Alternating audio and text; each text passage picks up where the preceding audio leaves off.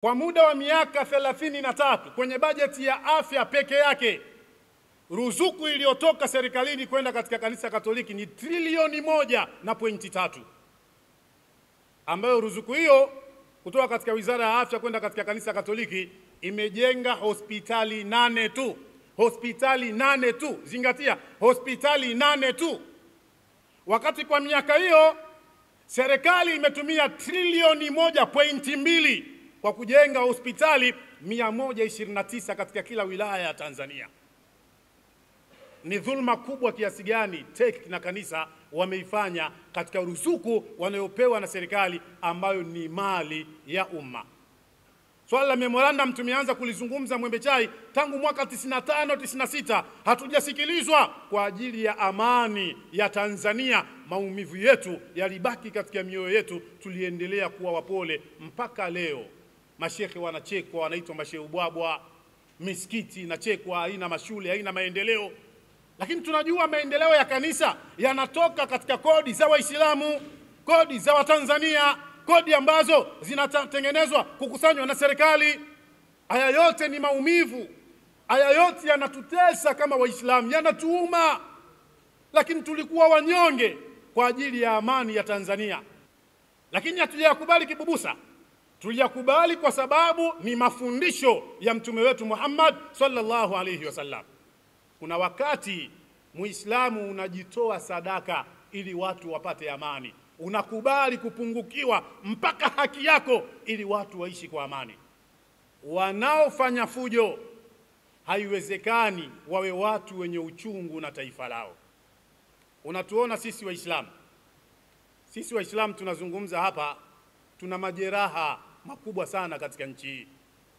Tuna vitu vimetuumiza miaka nenda miaka rudi katika nchi hii. Na ni Waislamu na madhehebu mengine ya Kikristo yasiyokuwa Katoliki. Tumeishi kiunyonge sana.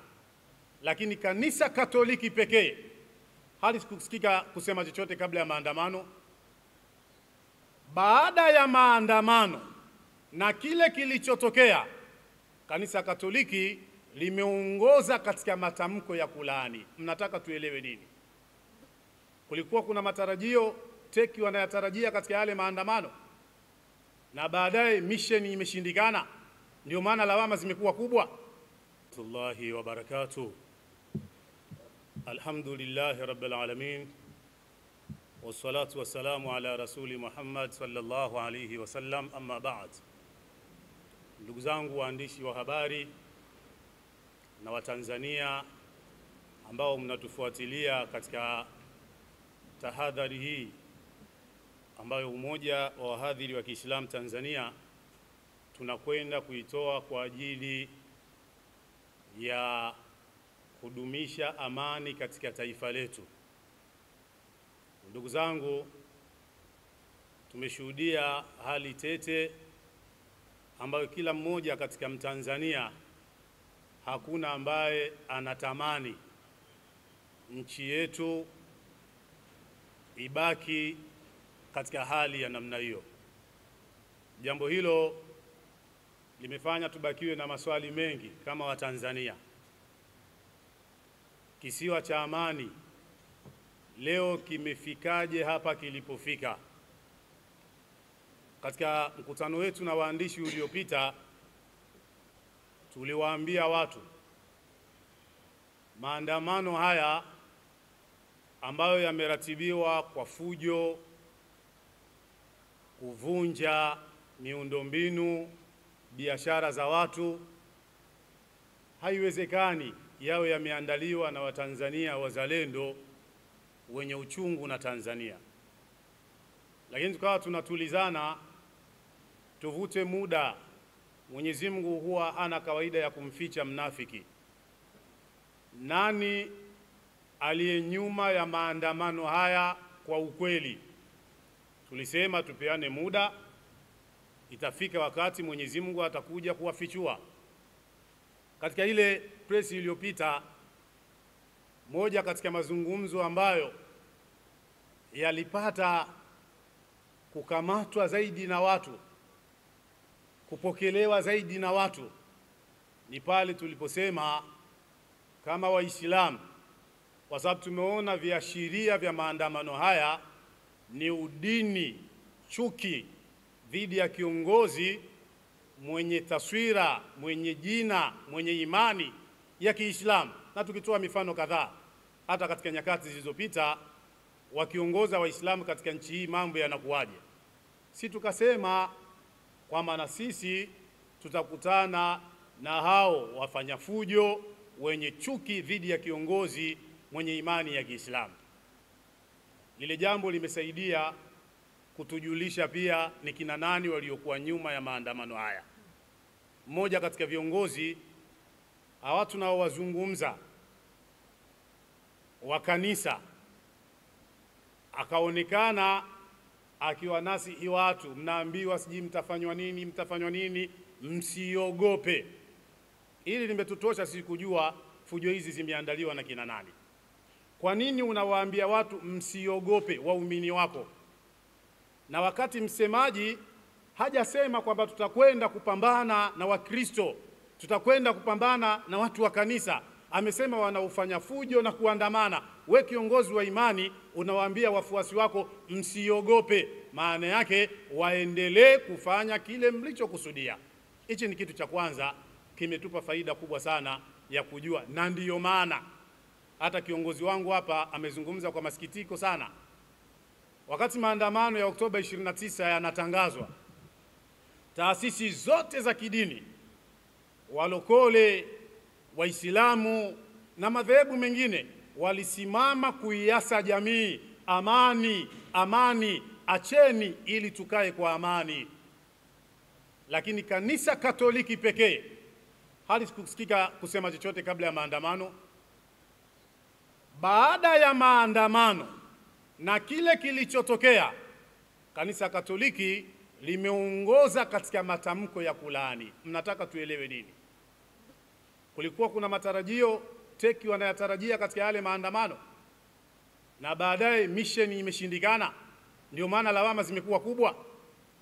Kwa nini, kama kweli nyinyi ni watu wa amani, tusiende pamoja kabla uharibifu, kabla vifo, kabla tabu hazijatokea, tukasimama kwa pamoja kuiasa jamii? Jamani, tulieni, msifanye kadha, acheni fujo, acheni kuandamana, serikali haijaruhusu, alimradi tuwazuie vijana wetu, jamii yetu isije ikaingia katika maafa. Viashiria vya hatari vinaonekana teki wao na kanisa Katoliki wametulia kimya. Maafa yakitokea watu wanatoa matamko 30, laana zinatoka. Maana yake nini? Maana yake kuna unafiki nyuma ya matukio haya. Ndugu zangu, wanaofanya fujo haiwezekani wawe watu wenye uchungu na taifa lao. Unatuona sisi Waislamu tunazungumza hapa, tuna majeraha makubwa sana katika nchi hii. Tuna vitu vimetuumiza miaka nenda miaka rudi katika nchi hii, na ni Waislamu na madhehebu mengine ya Kikristo yasiyokuwa Katoliki. Tumeishi kiunyonge sana. Mimi nitatoa mfano mmoja kwa sababu sitaki kuyafanya mazungumzo yangu kuwa marefu. Mwaka 1992 Tanzania palisainiwa mkataba serikali na kanisa, hiyo memorandum of understanding.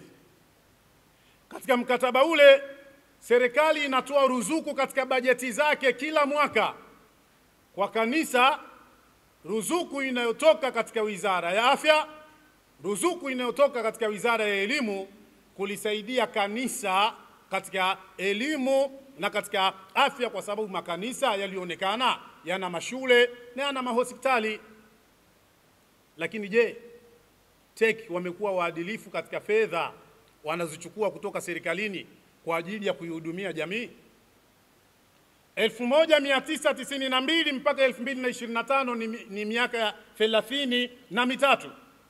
Kwa muda wa miaka 33 kwenye bajeti ya afya peke yake, ruzuku iliyotoka serikalini kwenda katika kanisa Katoliki ni trilioni 1.3, ambayo ruzuku hiyo kutoka katika Wizara ya Afya kwenda katika kanisa Katoliki imejenga hospitali 8 tu. Hospitali 8 tu, zingatia, hospitali 8 tu. wakati kwa miaka hiyo serikali imetumia trilioni 1.2 kwa kujenga hospitali 129 katika kila wilaya ya Tanzania. Ni dhulma kubwa kiasi gani TEC na kanisa wameifanya katika ruzuku wanayopewa na serikali ambayo ni mali ya umma. Sisi Waislamu manufaa haya hatuyapati katika nchi hii. Walokole, semeni mnanufaika nini katika ruzuku hizi katika nchi hii? Protestanti, semeni nini mnapata katika hiki, isipokuwa ni watu wachache tu wamejineemesha, wanapewa ruzuku, mambo yao yanakwenda. Leo kanisa linajenga mavyuo, mahospitali kwa kodi za wananchi, katika ruzuku inayopita katika memorandum of understanding. Lakini sisi Waislamu tumeyajua haya. Mimi ni muhadhiri ambaye nimeanza kutangaza Uislamu tangu nikiwa mtoto mdogo sana, miaka ya 94 95. Swala la memorandum tumeanza kulizungumza Mwembe Chai tangu mwaka 95 96. Hatujasikilizwa kwa ajili ya amani ya Tanzania. Maumivu yetu yalibaki katika mioyo yetu, tuliendelea kuwa wapole mpaka leo. Mashekhe wanachekwa, wanaitwa mashehe ubwabwa, misikiti inachekwa, haina mashule, haina maendeleo. Lakini tunajua maendeleo ya kanisa yanatoka katika kodi za Waislamu, kodi za Watanzania, kodi ambazo zinatengenezwa kukusanywa na serikali. Haya yote ni maumivu, haya yote yanatutesa kama Waislamu, yanatuuma. Lakini tulikuwa wanyonge kwa ajili ya amani ya Tanzania. Ni sawasawa na mtu umepanda katika gari, alafu kuna jitu kubwa libaunsa limekukanyaga. Baada ya kukukanyaga, ukimwangalia ni mtu mkubwa, huwezi kupambana naye. Umekaa unatulia, safari inaendelea, abiria wote wanasema safari iko shwari, safari inaendelea vizuri, kumbe kuna mmoja anaumia. Tuliyakubali maumivu haya kwa ajili ya amani ya nchi, lakini hatujayakubali kibubusa. Tuliyakubali kwa sababu ni mafundisho ya mtume wetu Muhammad sallallahu alayhi wasallam. Kuna wakati Muislamu unajitoa sadaka ili watu wapate amani. Unakubali kupungukiwa mpaka haki yako ili watu waishi kwa amani. Katika Hudaibia wale watu waliliondoa jina la mtume kwamba aitwe Muhammad bin Abdullah na asiandikwe Muhammadur Rasulullah, mkataba wa amani ule. Mtume akakubali, akasema ondoeni hilo Muhammadur Rasulullah, andikeni Muhammad bin Abdullah. Lakini yeye ni Muhammad Rasulullah, ni mtume wa Mungu. Alikubali kiondolewe kile cheo chake katika wasfa, amani iwepo.